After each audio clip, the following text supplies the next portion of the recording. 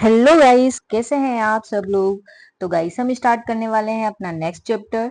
ये जो है हमारा अगला चैप्टर है मानचित्र, जिसमें हम मानचित्र के बारे में पढ़ेंगे। और ये क्लास 6 की जो है बुक है। तो आइए स्टार्ट करते हैं। हमने पिछले अध्याय में ग्लोब के महत्व के बारे में पढ़ चुके हैं। ग्लोब में अध्ययन की कुछ सीमाएं होती हैं। जो पूरी पृथ्वी का अध्ययन करना चाहते हैं तब ग्लोब हमारे लिए काफी उपयोगी उपयोगी साबित होता है।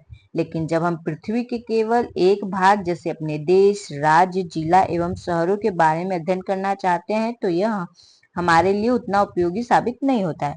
मतलब ग्लोब से हमको पृथ्वी के बारे में पूरी जानकारी जो है ग्लोब के थ्रू मिल जाती है।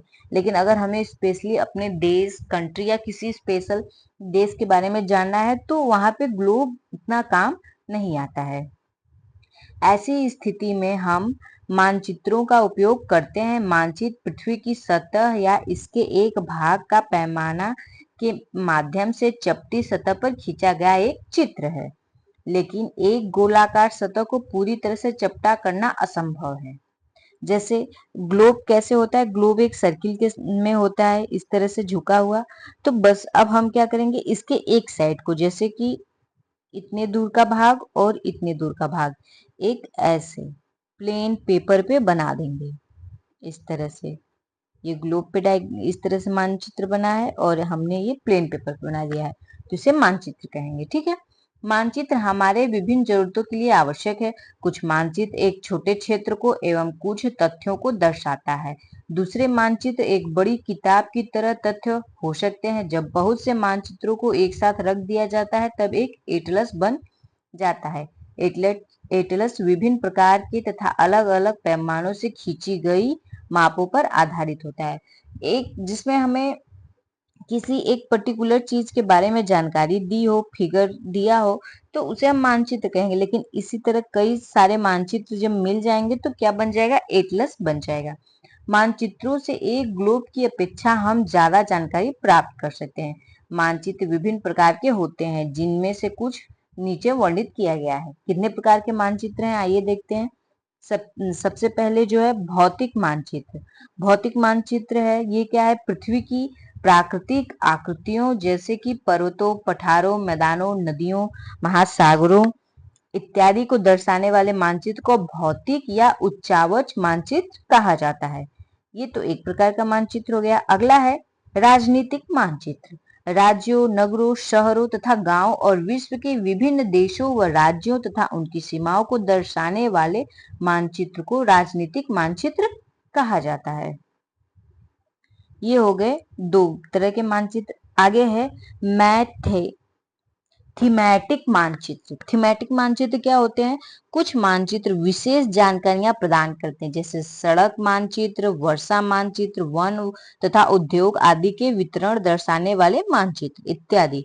इस प्रकार के मानचित्र को थीमेटिक मानचित्र कहा जाता है। थीमेटिक मानचित्र कौन से होते हैं, जिसमें किसी विशेष जानकारी दी हो, सड़क के बारे में हो, वर्षा क्षेत्र के बारे में हो, या फिर वन के बारे में हो, पहाड़ के बारे में हो। तो इस तरह से जो एक स्पेशल चीज को डोनेट करता है उसे हम थीमेटिक मानचित्र कहते हैं। इन मानचित्रों में दी गई सूचना के आधार पर उसका उचित नामकरण किया जाता है।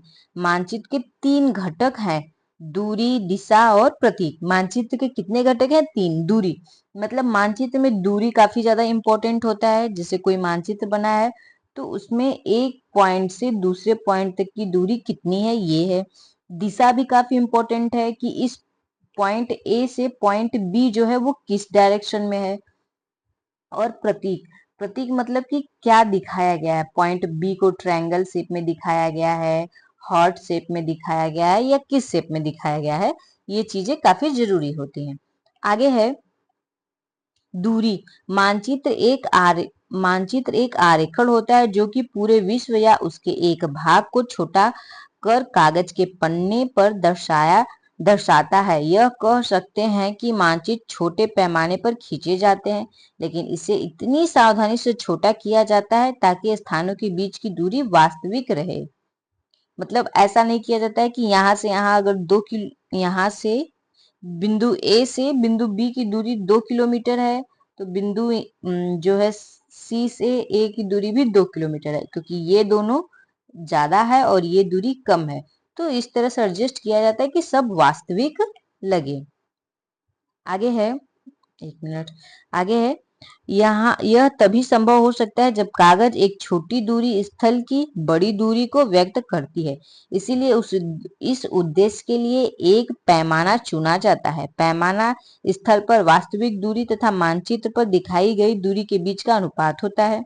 उदाहरण के लिए आपके विद्यालय एवं आपके घर के बीच की दूरी 10 किलोमीटर है, जिसे मानचित्र में 2 सेंटीमीटर की दूरी से व्यक्त किया जाता है। इसका अभिप्राय है कि मानचित्र का एक सेमी स्थल जो है 5 किमी को दर्शाएगा। इसका मतलब कि 1 सेंटीमीटर की दूरी जो है 5 किलोमीटर की दर्शाएगी। ये पॉइंट ए जो है वो ये जो है हमारा घर है, पॉइंट बी जो है हमारा विद्यालय है। तो अब यहाँ से यहाँ तक की दूरी दिखानी है, तो दूरी, वास्तविक दूरी जो है वो 10 किलोमीटर है, लेकिन हम इसको मानचित्र में 2 सेंटीमीटर के हिसाब से दिखाएंगे। तो ये हो जाएगी हमारी दूरी की 1 सेंटीमीटर के हिसाब से 5 किमी आएगा। आगे है, आपके रेखाचित्र का पैमाना होगा 1 सेंटीमीटर बराबर 5 किमी।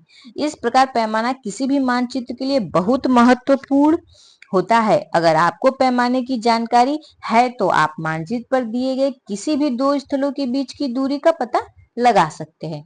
जब बड़े क्षेत्र वाले भागों जैसे कि महाद्वीपों या देशों को कागज पर दिखाया जाता है, तब हम लोग छोटे पैमाने का उपयोग करते हैं।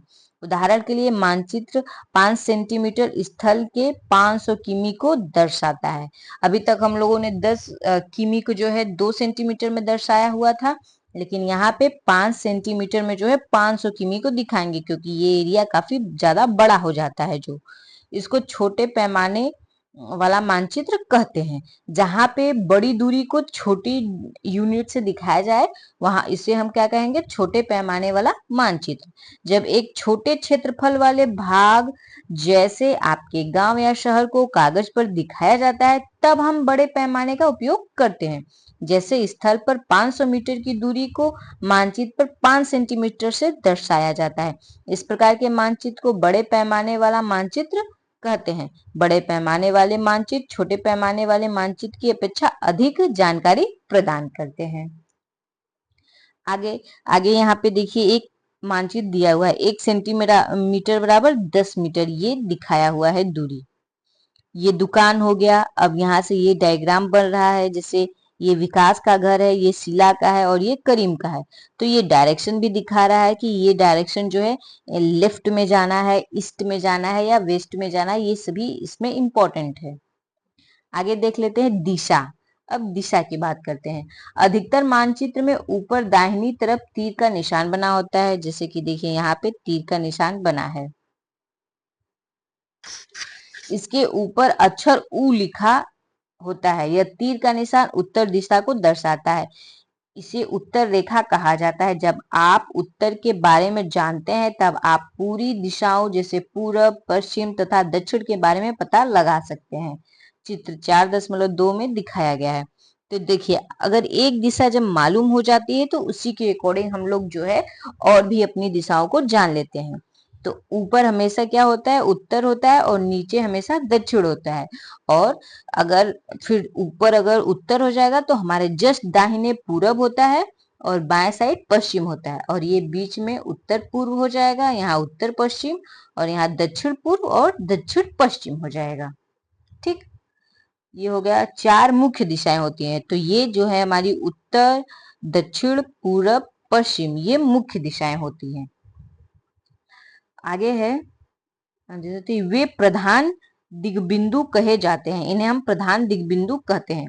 बीच की 4 दिशाएं उत्तर पूर्व, दक्षिण पश्चिम तथा उत्तर पश्चिम, इन बीच वाली दिशाओं की मदद से किसी भी स्थान की सही स्थिति का पता लगाया जा सकता है, जैसा कि चित्र 4.1 में दिया हुआ है। ये तो अगर यहाँ इस फिगर के अकॉर्डिंग हम देखें तो एक इसको समझने के लिए इस तरह से हम एक चित्र बना लें। तो ये उत्तर हो गया, ये दक्षिण हो गया, ये पूर्व हो गया और ये पश्चिम हो गया। तो अब उत्तर पश्चिम में क्या है, सामुदायिक केंद्र है यहाँ पे। तो इस तरह से हम जो है काफी अच्छे से समझ सकते हैं मानचित्र से किसी भी स्थान के बारे में। आगे है निम्नलिखित, ये तो चित्र के बारे में दिया गया है। अब आते हैं प्रतीक के बारे में। हम दिक् सूचक की सहायता से किसी स्थान की दिशा का पता लगा सकते हैं। यह एक यंत्र है जिसकी सहायता से मुख्य दिशाओं का पता लगाया जाता है। इसकी चुंबकीय सुई दिशा हमेशा उत्तर दक्षिण में होती है। जो कंपास आता है जिसमें एक इस तरह से एक चुंबक की निडिल होती है, तो इससे जो है दिशा का ज्ञान किया जा सकता है। पहले ये दिशा जानने के लिए यूज होता था, समुद्री यात्रा करने के लिए लोग इसका यूज करते थे। तो ये हमेशा उत्तर और दक्षिण दिशा में इनके जो ध्रुव छोर होते हैं उत्तर और दक्षिण दिशा में ही रहते हैं। अब बात करते हैं प्रतीक की। यह किसी भी मानचित्र का तीसरा प्रमुख घटक है। किसी भी मानचित्र पर वास्तविक आकार एवं प्रकार में विभिन्न आकृतियों जैसे कि भवन, सड़कों, पुलों, वृक्षों, रेल की पटरियों या कुओं को दिखाना संभव नहीं होता है। इसीलिए वे निश्चित अक्षरों या छायाओं, रंगों, चित्रों या रेखाओं का उपयोग करके दर्शाए जाते हैं। ये प्रतीक कम स्थान में अधिक जानकारी प्रदान करते हैं। इन प्रतीकों के इस्तेमाल के द्वारा मानचित्र को आसानी से खींचा जा सकता है। इनका अध्ययन करना आसान होता है। अगर आप एक क्षेत्र की भाषा को नहीं जानते हैं तथा आप किसी से दिशाओं के बारे में नहीं पूछ सकते, तब आप इन चिन्हों की सहायता के द्वारा मानचित्र से जानकारी प्राप्त कर सकते हैं। मानचित्र की एक विश्वव्यापी भाषा होती है जिसे सभी आसानी से समझ सकते हैं। इन प्रतीकों के उपयोग के संबंध में एक अंतरराष्ट्रीय सहमति है। ये रूढ़ प्रतीक कहे जाते हैं। रूढ़ प्रतीक चित्र जो है 4.3 में दर्शाए गए हैं।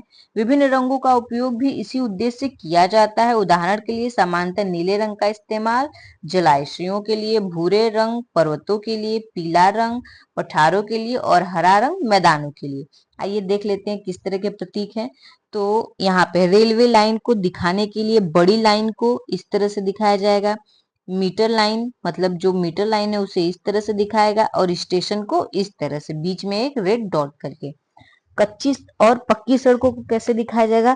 पक्की सड़कों को एक सीधी समांतर दो लाइनें बना दी जाएंगी और कच्ची को डॉट डॉट लाइन से दिखाया जाएगा। अंतरराष्ट्रीय सीमा, राज्य और जिला, इन सीमाओं को कैसे? तो अंतरराष्ट्रीय सीमा जो है डार्क कलर में रहेगी और राज्य की सीमा जो है थोड़ी लाइट में रहेगी और जिला में जो है सिर्फ लाइन ही रहेगी। इस तरह से इन चित्रों को दिखाएगा और ये रूढ़ चित्र कहे जाते हैं क्योंकि ये पूरे विश्व में जो मैप की भाषा होती है उसी के अकॉर्डिंग बने हैं। मतलब जितने भी विश्व के मैप बनेंगे उसी के अकॉर्डिंग, इन्हीं के अकॉर्डिंग जो है दर्शाए जाएंगे। आगे है रेखा चित्र। रेखा चित्र एक आरेखण है जो पैमाने पर आधारित न होकर याददाश्त और स्थायी प्रक्षेपण पर आधारित होता है। कभी कभी किसी क्षेत्र के एक कच्चे आरेखण की आवश्यकता वहां के एक स्थान को दूसरे स्थान के सापेक्ष दिखाने के लिए होती है।